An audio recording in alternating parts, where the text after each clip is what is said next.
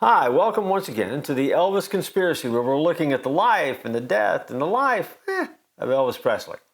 We are talking about some of the circumstances that surrounded his death, some of the things that people have said, the way that people have tried to hold on to the king of rock and roll. And we've talked about some of the evidence that's there that just looks a little bit suspicious. As we think about the circumstances around the death of Elvis Presley.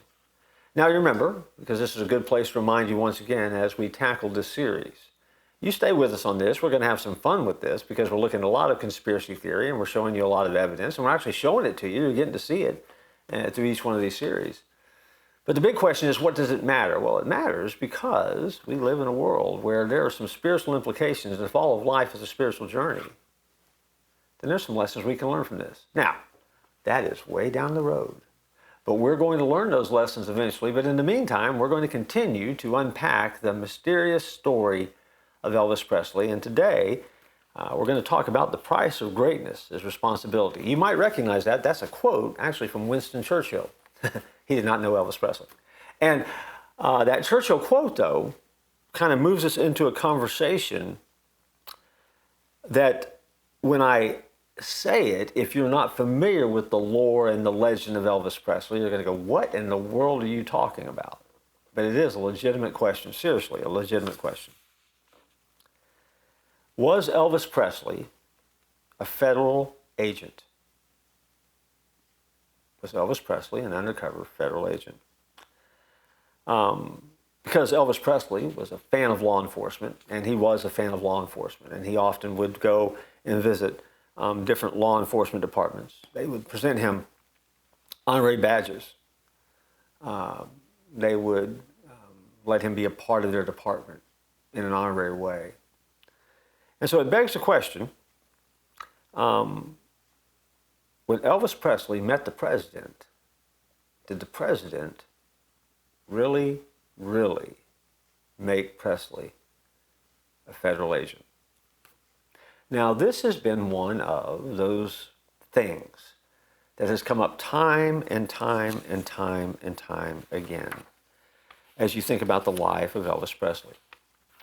As a matter of fact, this is one of those moments where you begin doing a deep dive and you will discover that Elvis Presley did indeed meet President Richard Nixon. And there's a variety of stories of how the meeting between Elvis and Nixon came to be. And in that moment, what really happened? Well, if you were to look at the photos that you're seeing now associated with this particular show, you're seeing some photos of Elvis Presley meeting Richard Nixon in the Oval Office. I don't suppose that it's a big deal for a celebrity to meet the president in the Oval Office. They do it all the time. But what you need to know is that there was a bit of setup and some correspondence that took place prior to this that made this visit wildly unique and different from any other visit that can be found. It began as Elvis was on his airplane, and he wrote a 6-page letter, handwritten, to President Richard Nixon. He talked about how much respect he had for the authority of the office of president. He talked about the drug culture that was happening in the world around us. And he talked about his opportunity to make a difference in the impact of people's lives. And he said he would like to meet the president because he wanted to help. And he wanted to be some type of agent at large for the U.S. government. Now, I can hear the wheels already turning in your head. You're saying, you got to be kidding. Elvis Presley wanted to be a federal agent helping in the war on drugs? I mean, history remembers Elvis Presley having a bit of a problem with drugs. And some of his biographers have suggested the same thing. How does that fit? I have an answer for that. Now, you may not like the answer, but that's part of the whole idea of unpacking a conspiracy theory, is trying to understand it. But you have to understand, for this country boy from Tupelo, Mississippi, he was not a part of, quote unquote, the hippie culture of the 60s. As a matter of fact, he was very much removed from that. He was a country boy who had made good, and made good in a hurry. Maybe made good so fast that it rocked his world. The drugs? Sure. They were available, and there were a lot of them. But if you go back, and we talked a little bit about this in the earlier episodes, Elvis worked with a doctor, George Nicopolis, Dr. Nick, who was his personal physician. And so for Presley was not a druggie that would go out onto the streets to solicit drugs or have drugs brought in. Elvis's drug issues, it is widely believed, really came through the use of prescription drugs that were medicated, that were given to him, that medicated him, and ultimately over-medicated him by a trusted advisor and a physician whose job it was to keep the Elvis Presley machine moving. So, did Elvis have the ability to kind of put a wall in there and consider himself to be different than some of these drug users out there because what he was using was under the supervision and being prescribed by a doctor? You bet your life he did. Because Elvis Presley ran in a different circle and he ran in a different arena. And so, back in 1970, Elvis sent a 6-page letter to Richard Nixon and asked for a meeting. His entourage showed up at the White House with it, hand-delivered it at the gate, and of course then that was delivered to the White House staff. H.R. Haldeman, who is associated with the Richard Nixon administration, heard of this request to meet with the president, and basically his attitude was, and on a memo he actually wrote back, "You got to be kidding," that Richard Nixon was going to actually meet with this entertainer, Elvis Presley. But after hearing about it, and the White House staff heard about it, and Richard Nixon heard about it, then there was actually a memorandum created for the President of the United States for a meeting with Elvis Presley, December 21st, 1970. Let me read to you some excerpts from that official memorandum that is a part of the White House stationery. The purpose of the meeting, this is notes for the president, is to thank Elvis Presley for his offer to help in trying to stop the drug epidemic in the country and to ask him to work with us in bringing a more positive attitude to young people throughout the country. Second paragraph, in his letter to you, Elvis Presley offered to help as much as possible with this growing drug problem. He requested the meeting with you this morning when he presented himself to the guard at the Northwest Gate bearing a letter. The participants in the meeting, Elvis Presley, people that he would bring, and then the White House staff that would be there. The talking points that were prepared for the meeting. We have asked the entertainment industry, both television and radio, to assist us in our war on drugs. Second, you're aware that the average American family has a 4 radio set per household ratio right now. 98% of the young people between 12 and 17 listen to radio. By the time a child is born and leaves his high school, it's estimated that he watches between 15,000 and 20,000 hours of television, more time than they'll ever spend in the classroom. The memo goes on. The problem is critical. As of December 14th, 1970, 1,022 people died in New York alone from just narcotic-related deaths. 208 of them were teenagers. 2 of youth's folk heroes, Jimi Hendrix and Janis Joplin, recently died within a period of 2 weeks, reportedly from drug-related causes. Their deaths are a sharp reminder of how rock music culture has been linked to drug subculture. And as our youth try to emulate these rock stars, it would be helpful to have Presley become a part of our war on drugs.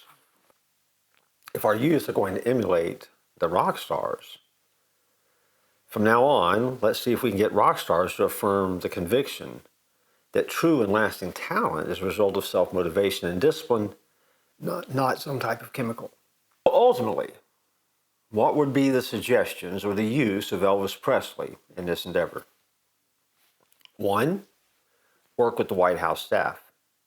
2, cooperate and encourage with the creation of a series of specials in which Presley narrates and stars as himself, sings songs, and interprets them for parents in order to show drug and other anti-establishment themes are a part of rock music but don't have to be in all of rock music. In other words, let Elvis do a goodwill type of tour. They wanted him to start a movement to develop a new rock musical called Get High on Life.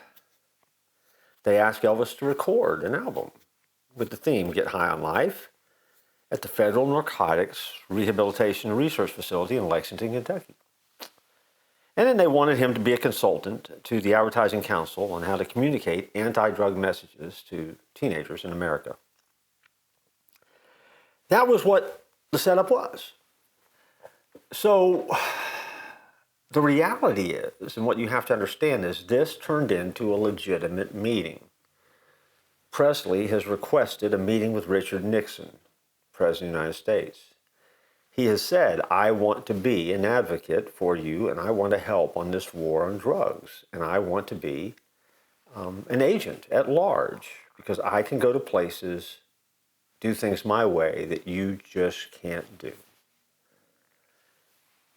With some skepticism in the White House, Nixon and those closest to him decided this would be a good idea. Now, let's not lose the politics at this moment.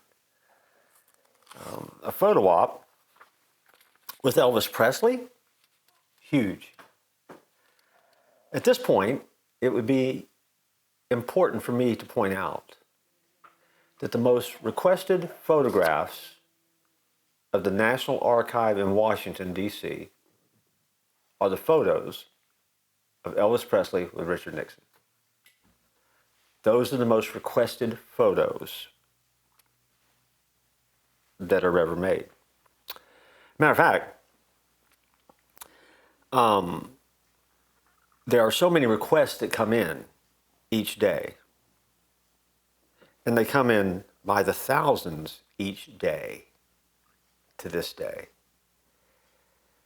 that employees of the National Archives have been instructed to devote only 2 hours a day to filling the Nixon-Presley picture orders because they have other business they need to attend to. Now, just stop for a minute and imagine that.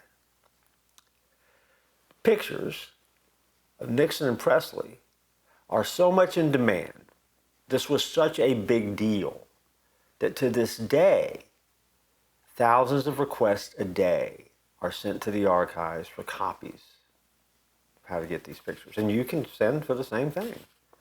You can make a request to the National Archives. They will send back to you what you need to do to secure those pictures, and you can get copies of your own.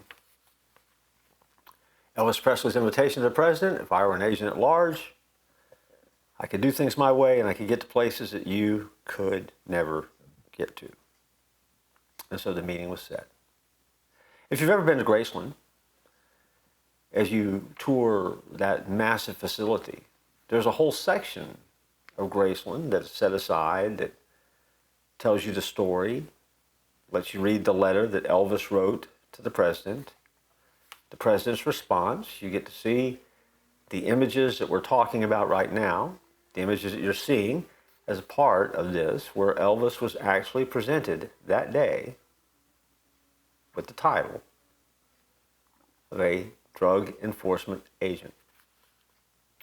And so the answer to the question initially is yes. Elvis was a DEA agent. Okay. The second question is probably the best question. Was it an honorary title, or did he really do some work for the United States government? And if he did, is it possible that Elvis Presley might have been hidden by the government because he may have gone too far and there was a problem that they had to take care of? Oh, don't you just love it? That's the stuff of conspiracy, right? And so we're going to come back and we're going to jump in our next episode where we're going to look at the life and death and life of Elvis Presley and the Elvis conspiracy and see if his role as a DEA agent may have had something to do with that mysterious death of Elvis Presley in August of 1977. Makes you think, doesn't it? And if there's a lesson that you can take away from this is it's not always the first question that needs to be answered. It's the second question. First question, was he a DEA agent? He had the badge. Sure. He had the credentials. But was it honorary or did he really use it? That's the question. And that's the question we'll come back to. So I look forward to joining you next time as we continue to unfold the Elvis conspiracy. But until then, keep asking questions.